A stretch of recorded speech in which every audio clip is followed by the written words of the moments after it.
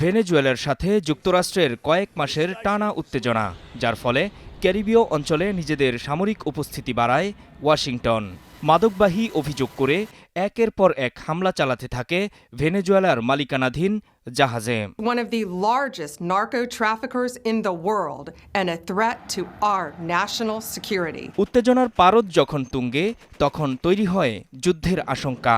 পরিস্থিতি ক্রমশই উত্তপ্ত হতে থাকলে ভেনেজুয়েলার প্রেসিডেন্ট নিকোলাস মাদুরোর সঙ্গে কথা বলবেন, এমনটা জানান মার্কিন প্রেসিডেন্ট ডোনাল্ড ট্রাম্প। মাদুরো ট্রাম্পের সঙ্গে কথা বলার আগ্রহ দেখান। এই আগ্রহ প্রকাশের মধ্যেই একের পর এক মাদুরোকে হুমকি দিয়ে আসছিলেন ট্রাম্প। সবশেষ গত শুক্রবার ভেনেজুয়েলার আকাশসীমা বন্ধের হুমকি দেন মার্কিন প্রেসিডেন্ট।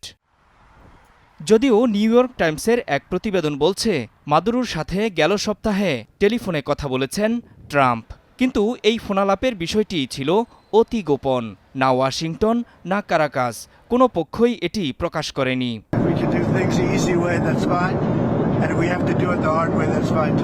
ফোনালাপের পরও যে বরফ গলেনি ট্রাম্পের, তাই এখন পরিষ্কার। কারণ এরই মধ্যে ভেনেজুয়েলার আকাশসীমা বন্ধের হুমকি দিয়েছেন তিনি। ফোনালাপের বিষয়ে শনিবার প্রশ্নের মুখোমুখি হন ট্রাম্প। অবশেষে স্বীকার করলেন কথা হয়েছে মাদুরোর সাথে।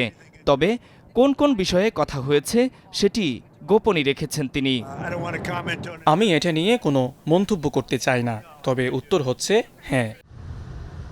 ট্রাম্পের এই স্বীকারোক্তির পর স্বাভাবিকভাবেই প্রশ্ন সামনে এসেছে, কেন তিনি ফোনালাপের বিষয়টি গোপন রেখেছিলেন, মাদুরো কেন মুখ খোলেননি।